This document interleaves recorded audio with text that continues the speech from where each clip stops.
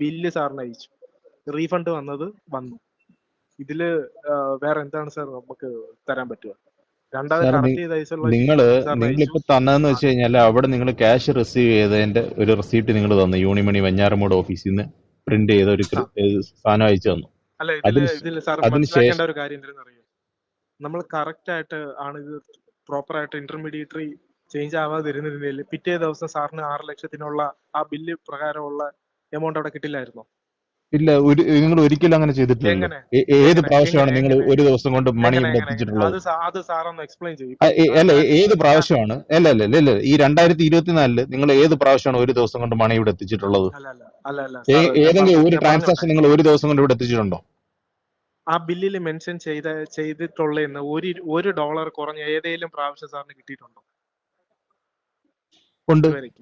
ഉണ്ട്. എല്ലാ പ്രാവശ്യം $25 $25 കട്ടായിട്ടുള്ളത്. ഓക്കെ ആണ്. അതെ. $25 എന്ന് പറയുന്നത് നാട്ടിൽ എത്ര രൂപ വരും സാർ? പറയാം. 2000 രൂപ വരും. 60,000 രൂപയാണോ? അല്ല, ഈ പ്രാവശ്യം എന്താ ഈ 60,000 രൂപ എവിടെ പോയത്? അതിലോട്ടാണ് ഞാൻ വരുന്നത് സാർ. കേക്കൂ, $25 സാറിന്റെ കട്ടായിട്ടാണ്. അല്ല സാർ, ഇതിന്റെ പ്രിന്റ് ഔട്ട് എന്താ അയക്കാത്തത്? സാർ അത് ഞാൻ കംപ്ലീറ്റ് ചെയ്യട്ടെ. ഞാൻ എന്താണ് അതല്ല, ഞാൻ ഒരു കാര്യം പറയട്ടെ. ഞാൻ ഇവിടുത്തെ ഇവിടുത്തെ ബാങ്ക് മാനേജർ സംസാരിക്കുമ്പോ ഒരു പ്രിന്റ് ഔട്ട് എടുത്ത് തരും, ട്രാക്കിംഗ് റെക്കോർഡ് അയച്ചു തരും, ട്രേസ് റെക്കോർഡ് അയച്ചു തരും. കംപ്ലീറ്റ് ചെയ്യാൻ സാറ് സമ്മതിക്കാത്തത് സാറിന് അറിയാൻ ഞാൻ എന്താണ് പറഞ്ഞു വരുന്നത്. ഈ $25 കറക്റ്റ് ഇന്റർമീഡിയറ്ററി വരുമ്പോ ഉള്ള ചാർജ്, അതേ സെയിം പ്രശ്നമാണ് ഇതിൽ സംഭവിച്ചിട്ടുള്ളത്. ഇപ്പൊ സാറിന് മനസ്സിലായിട്ടുണ്ടല്ലോ എന്ത് സംഭവിച്ചു? ഇപ്പൊ ഇന്റർമീഡിയറ്ററി തെറ്റായിരുന്നു. ഇതിങ്ങനെ സർക്കുലേറ്റ് ചെയ്തുകൊണ്ടിരുന്നു. ഏതൊക്കെ ചാനൽ വഴി പോയി അവരെല്ലാം ഈ $25 അവരെ ചാർജ് $30 വെച്ച് ഈടാക്കി. അങ്ങനെയാണ് ഈ $25 എന്ന് പറയുമ്പോ നാട്ടിൽ അതിൽ പറയട്ടെ സാർ, ഏത് ചാനൽ വഴി പോയി? ഇത് ബാങ്ക് അത് നിങ്ങൾ കറക്റ്റ് ചെയ്യേണ്ട കാര്യമായിരുന്നു. അല്ലല്ല, മനസ്സിലായില്ല. ഇത് ഏത് ചാനൽ വഴി പോയി നിങ്ങൾ പറയുന്നത്? നിങ്ങൾ ഏത് ചാനൽ നിങ്ങൾ ആഡ് ചെയ്തത്? ഒരു ചാനലല്ലേ ആഡ് ചെയ്തിട്ടുള്ളൂ. നിങ്ങൾ എല്ലാ പ്രാവശ്യം ചെയ്യുന്നതിന് കൂട്ട് ഒരു ചാനലല്ലേ ആഡ് ചെയ്തിട്ടുള്ളൂ. ആ ഒരു ചാനൽ കേൾക്കും. നമുക്ക് ഇവിടെ ചാനൽ ആഡ് ചെയ്യേണ്ട കാര്യമില്ല. ഇവിടെ ഓൾറെഡി സാറിന്റെ ഇവിടെ കിടപ്പുണ്ട്. വർഷങ്ങളായിട്ട് ഇവിടെ ചെയ്യണേ. നമുക്ക് അതിൽ എഡിറ്റ് ചെയ്യേണ്ട കാര്യമേ ഇല്ല. അപ്പൊ ഒരു പ്രാവശ്യം $25 എടുത്തിട്ട് ഒരു പ്രാവശ്യം $25 എടുത്തിട്ട് മണി റീഫണ്ട് ചെയ്യണ്ടേ?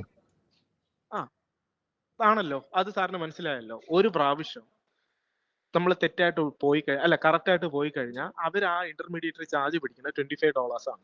അത് നാട്ടിലെ, ഞാൻ സാറിന് ഇന്ററപ്റ്റ് ചെയ്യരുത്, നാട്ടില് ഓൾമോസ്റ്റ് ഒരു 4000 രൂപ വരും. അത് കറക്റ്റാ കിട്ടിയെങ്കിൽ ഈ 4000 രൂപ അടുപ്പിച്ചിട്ടുള്ള ഡിഫറൻസ് അവിടുത്തെ ബാങ്ക്, ആ ഇന്റർമീഡിയറ്റ് ബാങ്ക് ആണ് ഡിഡക്ട് ചെയ്യുന്നത്. അത് പോയിട്ടുള്ള എക്സാക്ട് ഇപ്പൊ 8850 അയച്ചിട്ടുണ്ടല്ലേ, 8830 സാറിന് കിട്ടും. അപ്പൊ ഈ 8830 ഈ 30,000 രൂപയുടെ ഡിഫറൻസ് എങ്ങനെയാണ് വന്നത്? അങ്ങനെ വരാൻ ചാൻസ് ഉണ്ടോ സാർ പറയൂ? അങ്ങനെയാണെങ്കിൽ ഈ പോസിബിലിറ്റി ട്രൂ ആണെങ്കിൽ അപ്പോഴും അവിടെ ആ പോസിബിലിറ്റി ട്രൂ ആണ്ടേ. അവിടെ സാറിന് 30,000 രൂപ കട്ടാൻ വേണ്ടി അടുത്ത് സാറിന് 4,000 അല്ലേ കട്ടായുള്ളൂ. അതെങ്ങനെ സാർ ട്രാക്ക് റെക്കോർഡ് എന്താ അയച്ചു തരാത്തത്? നിങ്ങൾ ക്യാഷ് എങ്ങോട്ട് അയച്ചത്? ഇത്രയും ക്യാഷിന്റെ ഡീറ്റെയിൽസ് നിങ്ങൾ അയച്ചില്ല. നിങ്ങൾ അയക്കുന്ന TT കോപ്പി എന്ന് പറഞ്ഞാൽ നിങ്ങൾ അവിടുന്ന് സ്ഥിരം പ്രിന്റ് ഔട്ട് എടുക്കുന്ന സാധനം മാത്രം അയച്ചു തന്നിട്ട് ഇവിടുത്തെ ബാങ്കിൽ നിന്ന് തരുന്ന ഡീറ്റെയിൽസ് നിങ്ങളുടെ ബാങ്കിൽ നിങ്ങൾ തരുന്ന ഡീറ്റെയിൽസ് നല്ല വ്യത്യാസമാണ്. നമ്മൾ TT കോപ്പി അയച്ചപ്പോൾ സാർ ബാങ്കിൽ കൊണ്ടുപോയി ചെക്ക് ചെയ്തിട്ടാണ് പറഞ്ഞത് നിങ്ങൾ 59ാമത്തെ ഫീൽഡ് റോങ് ആയിട്ടാണ് അയച്ചിട്ടുള്ളത്. നമ്മൾ ഈ 59ാമത്തുള്ള എങ്ങനെ റോങ്? ഓൾറെഡി ഇവിടെ 5 വർഷമായിട്ട് അയക്കുന്നത് നമ്മൾ ഒരു എഡിറ്റിംഗ് ചെയ്യാതെ അതിലോട്ട് ട്രാൻസ്ഫർ ചെയ്യുമ്പോ എങ്ങനെ സാർ അതിൽ എറർ വരും? ക്യാഷ് എങ്ങോട്ട് പോയെന്നുള്ള ഡീറ്റെയിൽസ് ഇതാ. ക്യാഷ് എങ്ങോട്ട് പോയെന്നുള്ള ഡോക്യുമെന്റ്സ് നമുക്ക് ബാങ്ക് തരത്തില്ല. കാര്യം സാർ എന്തുകൊണ്ട് തരത്തില്ല? ഇവിടുത്തെ ബാങ്ക് തരുന്നുണ്ടല്ലോ വളരെ കൃത്യമായിട്ട്. ഇവിടുത്തെ ബാങ്കുകാർ പറയുന്നുണ്ട് എവിടാണ് ക്യാഷ് ഡിഡക്ട് ചെയ്തിരിക്കുന്നത്, എവിടാണ് സർവീസ് എടുത്തിരിക്കുന്നത്. കിട്ടും. അതെന്ത് നിങ്ങൾക്ക് മാത്രം എന്താ കിട്ടാത്തത്? നമ്മൾ ഈ 6 ലക്ഷം ഞാൻ ഒരു കാര്യം പറയട്ടെ, നിങ്ങൾ ഈ ഡോളറിന് ലോകത്ത് ആരെങ്കിലും 4 രൂപ അഡീഷണൽ ചാർജ് ചെയ്യൂ? നിങ്ങളുടെ ചാർജ് വേറെ മണി എക്സ്ചേഞ്ച് എടുക്കുന്നതാണ്. അല്ല, അപ്പൊ പ്രായര് വന്നപ്പം ഇരുത്തി അങ്ങ് വാങ്ങിച്ചങ്ങ് കിട്ടും, അത്രേ ഉള്ളൂ. $1 4 രൂപ വെച്ച് അഡീഷണൽ, $1 4 രൂപ വെച്ച് അഡീഷണൽ. തിരുവനന്തപുരത്ത് വേറെ ഓരോ ഓഫീസുകാരും ഇത്രയും സർവീസ് ചാർജ് എടുക്കത്തില്ല. എന്ത് നിങ്ങളുടെ ഇല്ല സർവീസ് ഇല്ല ചാർജ്? ഇല്ല ഇല്ല എന്ത് നിങ്ങളുടെ ഇല്ല സർവീസ് ഇല്ല ചാർജ്? സർവീസ് ചാർജ് ലോകത്തില്ലാത്ത സാർ സർവീസ് നമ്മളെ ചാർജാണ് നിങ്ങൾക്ക്. ബില്ലിലുണ്ട്. ഇത്രയും സർവീസ് നമ്മള് ചാർജ് വേറെ ആരും എടുക്കുന്നത്? ബില്ലിലുണ്ട്. ഞാൻ ഇപ്പൊ മിണ്ടായിരിക്കുന്ന ഞാൻ വെച്ചല്ലേ, സാറിന് ഞാനിവിടെ ചോദിക്കുന്ന ആവശ്യത്തിന് ഇവിടെ ഒരു ചോദ്യത്തിന് പെട്ടുപോയോണ്ട് സാർ ആൻസർ നിങ്ങൾ തന്നു കഴിഞ്ഞിട്ടുണ്ടെങ്കിൽ മാക്സിമം എല്ലാത്തിന്റെയും ഒരു ഇല്ല ഒരു ഇല്ല ഇല്ല പെർസ്പെക്റ്റീവ് ഇല്ല സാറിനുണ്ട്. ഇല്ല ഇല്ല ഇല്ല നിങ്ങൾ മാക്സിമം വലിപ്പിച്ചു വിടുക, അത്രേ ഉള്ളൂ. എന്നിട്ട് ഇത്രയും ദിവസം നിങ്ങളുടെ അടുത്ത് മാന്യമായിട്ട് സംസാരിച്ചു. നിങ്ങൾ മാക്സിമം ഇപ്പൊ ഒരു മാസമായി ഞാൻ വെയിറ്റ് ചെയ്യുന്നത്, ചലിക്കുന്നില്ല സാർ നിങ്ങൾ. ഞാൻ ഒരു കാര്യം പറയാം. എന്നിട്ട് നമ്മൾ എന്താ നിങ്ങൾ ഇത്രയും പറയുന്നത്? ദിവസം എടുത്തത് സാറിന് അതായത് എത്രയും പെട്ടെന്ന് റീഫണ്ട് ചെയ്യാൻ വേണ്ടിയിട്ടാണ്. ക്യാഷ് നിങ്ങളുടെ കയ്യിലായതുകൊണ്ട് നിങ്ങൾക്ക് എന്തും ചെയ്യാം, ഇല്ല മനസ്സിലായി? ഇല്ല ഇല്ല അതാണ് ഇല്ല നിങ്ങൾ. സാർ. എന്നിട്ട് നിങ്ങൾ തരുന്ന മറുപടി ഇപ്പൊ ഉണ്ടല്ലോ, നമ്മള് ഇപ്പൊ ഒന്നിന്റെ പ്രിന്റ് നമ്മള് ഔട്ട് ഇല്ല, ഒന്നും ഇപ്പൊ അറിയത്തില്ല, ഞാൻ ഒരു പൈസ കാര്യം എവിടെ പറയട്ടെ. പോയെന്ന് ഇപ്പൊ ഞാൻ അറിയത്തില്ല, ഒരു ഞങ്ങൾ കാര്യം പറയട്ടെ സാർ. നമ്മളിവിടെ ഊഹിച്ചുകൊണ്ടിരിക്കണം. ഓൾറെഡി സാറിന്റെ അക്കൗണ്ട് ഇവിടെ കിടപ്പുണ്ട്. നമ്മൾ അയച്ചു 6 ലക്ഷം അയച്ചു. അത് പ്രോപ്പർ ആയിരുന്നെങ്കിൽ പിറ്റേ ദിവസം സാറിന് ആ 6 ലക്ഷം കിട്ടുമായിരുന്നോ നിങ്ങൾ ഇല്ലായിരുന്നോ? മുക്കി, പൈസ മുക്കി അത് എന്നുള്ള അത് കാര്യത്തിൽ സാർ ആൻസർ പറഞ്ഞു തരൂ. അത് കിട്ടുമായിരുന്നോ 100% ഇല്ലായിരുന്നോ? ഉറപ്പാണ്, നിങ്ങൾ പൈസ കിട്ടുമായിരുന്നു. മുക്കി. അത് കിട്ടുമായിരുന്നു.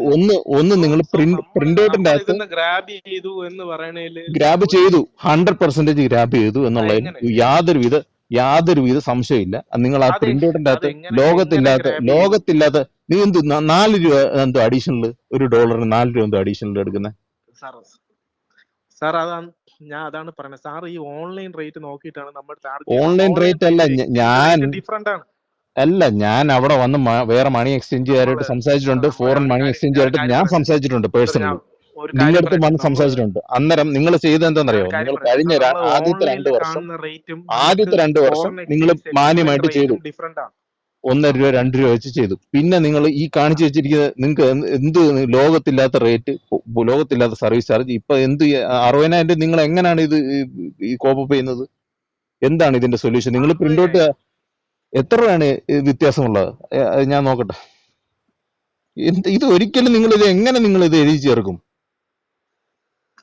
അല്ല നമ്മൾ ഇതെങ്ങനെ അക്കൗണ്ട് ചെയ്യും? ബാങ്ക് നമ്മള് മനസ്സിലായില്ല. നമ്മൾ നിങ്ങൾ ഒരു ഇതെങ്ങനെ അക്കൗണ്ട് ചെയ്യും? ഒരു ബാങ്കിന്റെ പേര് മാറ്റി വെച്ചിട്ട് ട്രാൻസാക്ഷൻ കംപ്ലീറ്റ് ആയിട്ടില്ല. ഞാൻ ഒരു കാര്യം പറയട്ടെ സാർ. ഞാൻ ഒരു കാര്യം പറയട്ടെ. ഇത് സാർ കേൾക്കൂ. ഒരു ട്രാൻസാക്ഷൻ സക്സസ്ഫുൾ ആയിട്ട് കംപ്ലീറ്റ് ആവുമ്പോഴാണ് നമുക്ക് അതിൽ നിന്ന് പ്രോഫിറ്റ് കിട്ടുന്നത്. ആണോ അല്ലേ? ആണ്. ഇത് കംപ്ലീറ്റ് ആയിട്ടില്ല. ഇത് റീഫണ്ട് ആയെന്ന് പറഞ്ഞാൽ ട്രാൻസാക്ഷൻ ക്യാൻസൽ ആയി. സോ ഇത് എങ്ങനെ ഈ ക്യാൻസൽ ആയ ട്രാൻസാക്ഷൻ സാറ് നമുക്ക് എങ്ങനെ ഇതിനെ 32,000 രൂപ അക്കൗണ്ട് ചെയ്യാൻ പറ്റും? 6,05,68,800 തമ്മിൽ എത്ര വ്യത്യാസമുണ്ട്? 32,000 രൂപയാണോ ഞാൻ ഒരു കാര്യം ട്രാൻസാക്ഷൻ പറയട്ടെ ഫീസ്? സാർ. ഒരേ ഒരു കാര്യം മനസ്സിലാക്കിയാൽ മതി.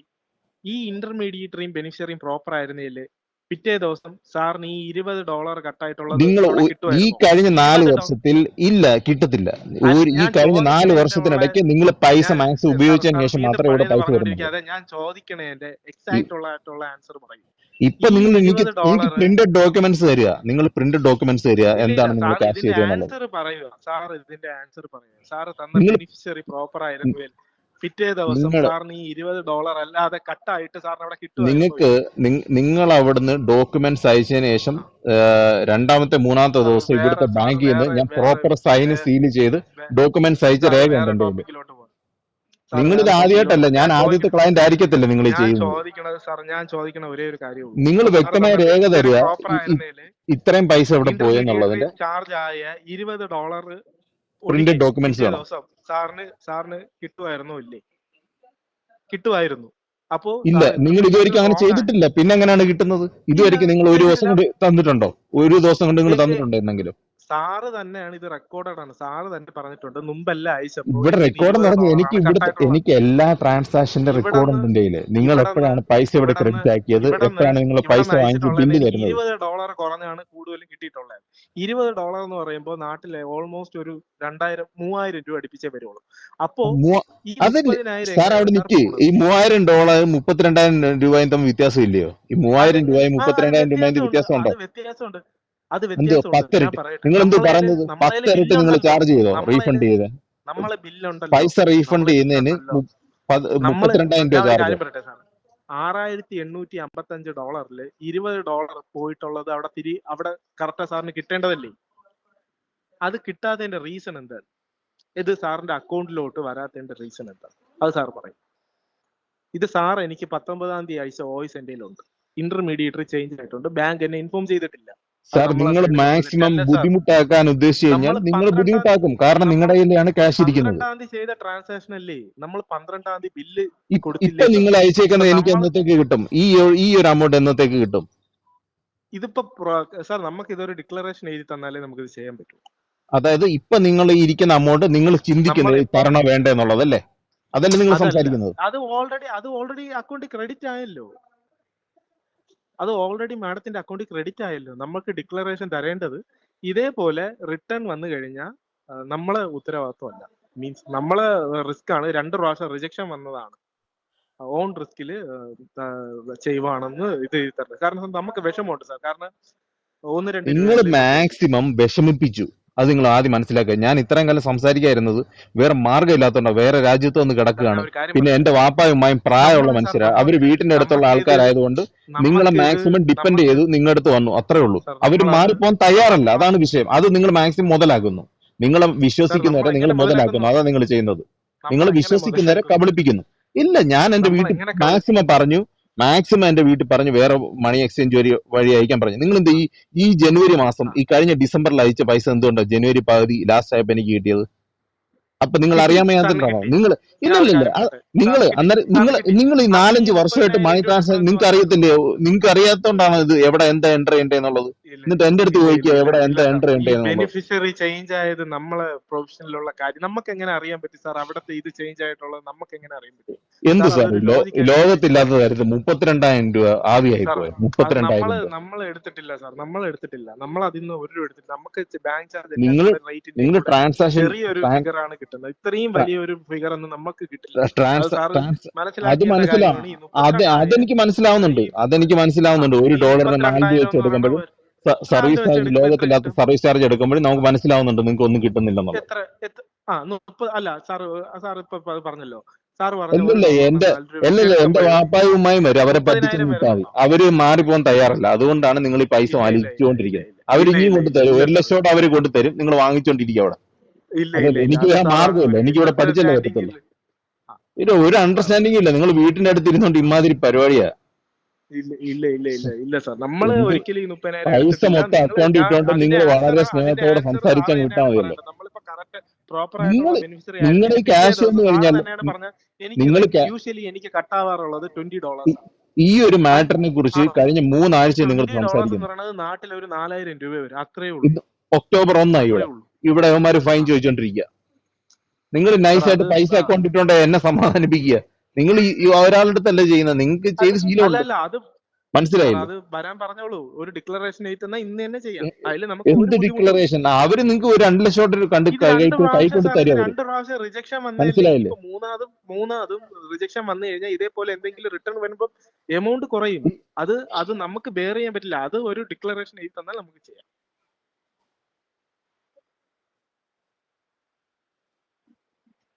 അപ്പൊ ഈ കഴിഞ്ഞ